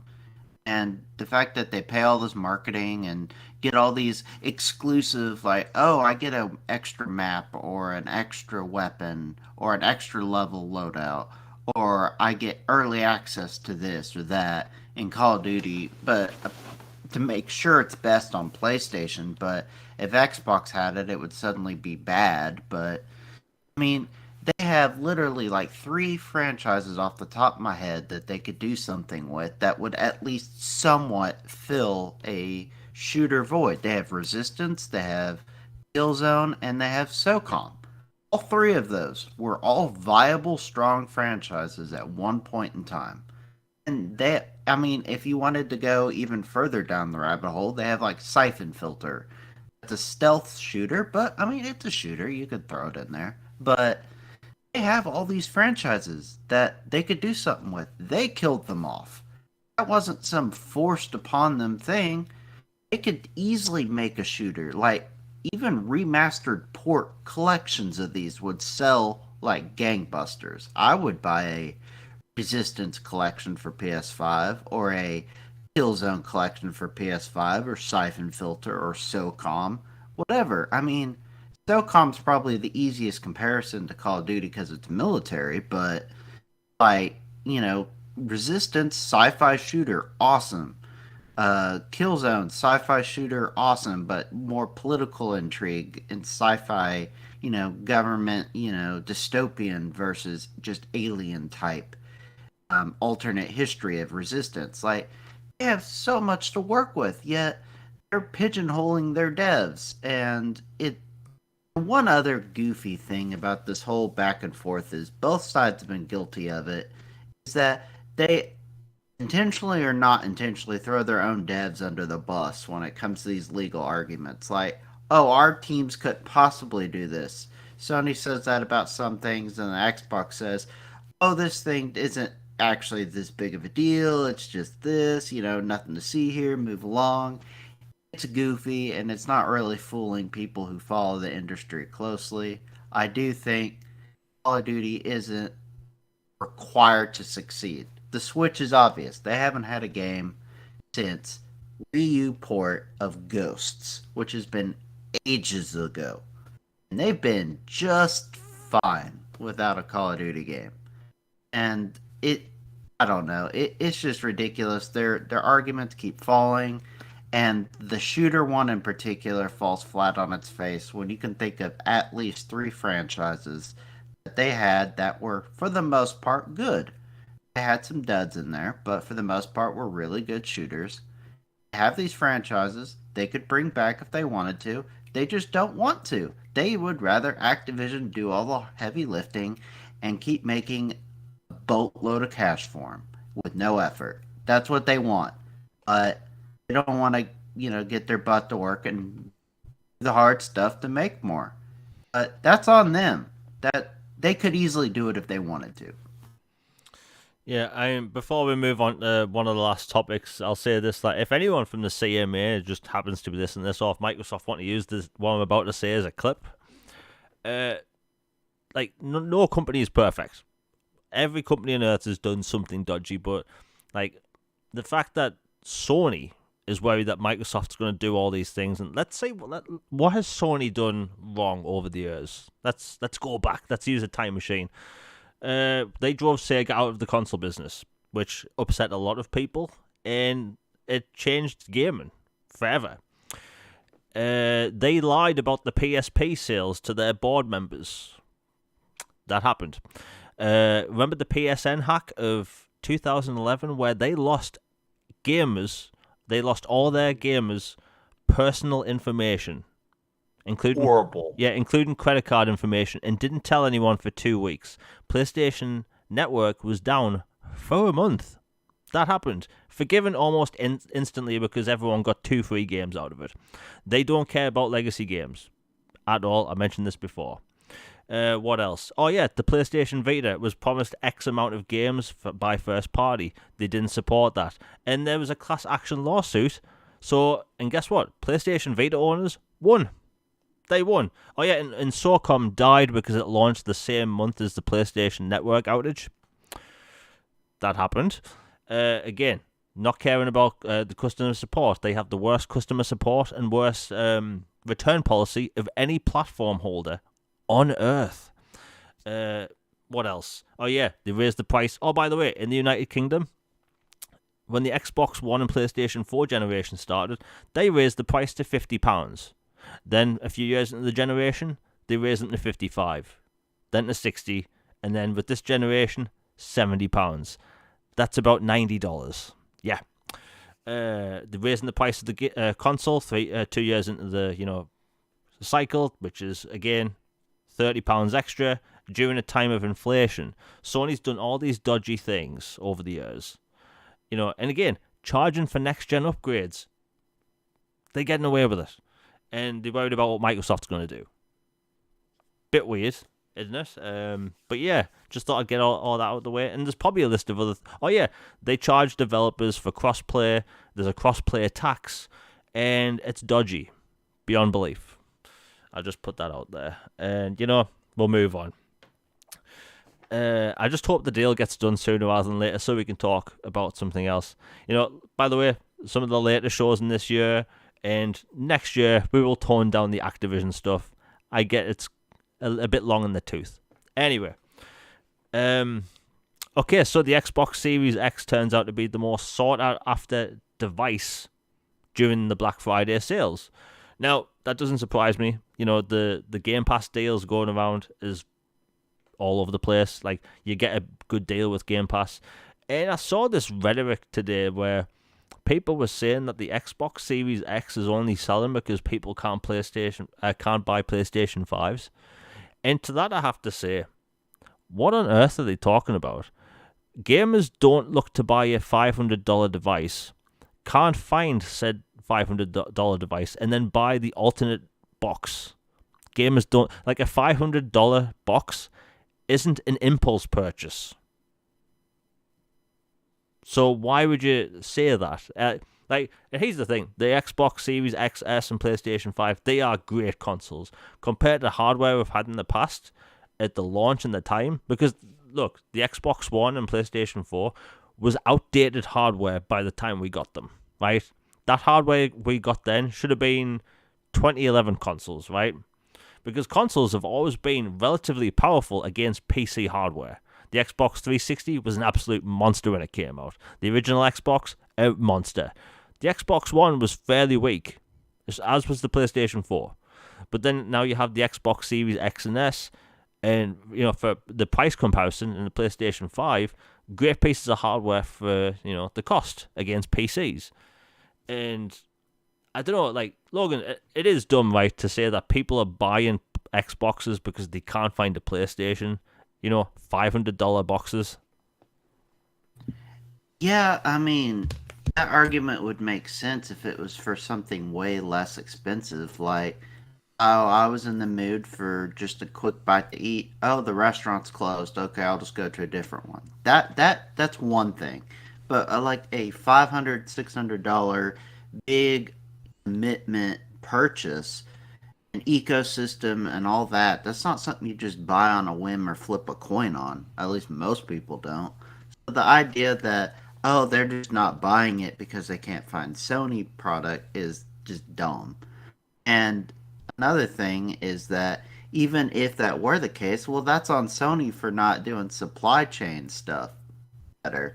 And that's a sign that Xbox's supply chain is running better than it had been. So to me, it's only a positive that so many people are going to the Xbox system. Yeah, I mean, like if I'm in a pub and they don't have what I want to drink, I order something similar. You don't do that with a $500 device. You just don't. Like, when I went to buy my current TV, which I'll hopefully be upgrading soon, like, if they didn't have it, I wouldn't have bought something else. I would have waited for it to come back in stock. And, the supply chain's getting better. It's nothing like it was a few years ago. Scalpers are finally calmed down a bit. And, and that goes towards PC hardware as well. Crypto miners aren't doing the thing anymore, at least to that extent. And it's like the world is going back to normal when it comes to being able to find hardware. And it's like people are using the Xbox selling well as console warfare, when in actuality, all three platform holders are killing it right now. Nintendo, they came back from the Wii U, a disaster of a console. The Switch is insanely popular, ridiculously popular. You have Xbox One, which almost killed the platform. And now people love Xbox again. And then you have PlayStation doing their thing, which people like. And it's like, we should be happy. Like, as much as I might, call out the bad things PlayStation's done, I think we should be happy that all three are doing really well, because that way we all win. Like, when all three are genuinely competing at their finest, when they're all doing well, we're going to see the best from each of them. So while I will say that Sony needs to improve in pretty much every area, as in, new IPs, different genres and all that stuff, like, everyone's getting really big success right now. That's the truth of it. And yeah, I mean, I just wanted to bring it up because, again, the Black Friday sales this past week have been absolutely ridiculous. Games right now, I highly recommend people go look at the sales. Like, there's really big games for like $6 or £6 or whatever. And yeah, the hardware is selling well. Like, you can get an Xbox Series S in the UK for like £189. That's ridiculous. That's insanely good. And speaking of the Xbox Series S, Sonic Frontier's just got a next-gen update for that console. It's got a performance mode now. Just putting it out there. But yeah, that's pretty much it for today. Unless you can think of anything else, Logan. Oh, just having fun crafting my game of the year list top 10. How about you? You know, the game of the year list being tough. Like, there's still some games I need to play which I think could take the number one spot. But like Elden Ring's like it's ridiculous. Like I love that game, but that I will say this list is going to be a lot harder than last year because last year, as I was going throughout the year, I was like, okay, Psychonauts is my game of the year, and then I played Halo Infinite, and I was like, maybe this is game of the year, and then I played Guardians of the Galaxy, and I was like, okay, that's my game of the year. But this year, it's like there's Elden Ring, which is pretty much up top, but I can see the Callisto Protocol taking it because I love Dead Space.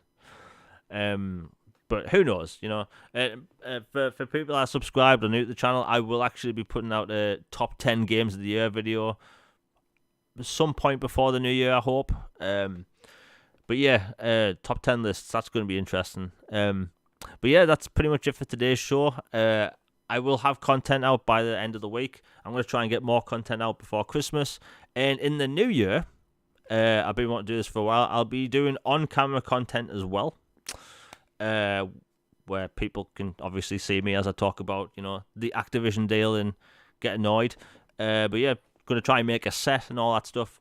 I'll probably talk about that on Twitter another time. But yeah, really planning on making a lot more content for this channel. The top lists have been doing really well on this. Thanks for everyone that's been viewing them. I have a lot more coming. If people like Xbox 360 games, just putting it out there, I'll have some videos coming out shortly before Christmas. So if you like backwards compatible stuff, I've got you covered. New IP stuff, all that stuff. But yeah, everyone in chat's been awesome today. The porn bots have been not as aggressive. The kind of thing you have to deal with when you live stream on YouTube. But yeah, we'll be back at the same time next week, next Tuesday. Again, thanks for everyone in chat. Back same time next week. I should have a video either out tomorrow or Thursday about 10 p.m. UK time. Anyway, hope everyone has a good day. We're out. Peace.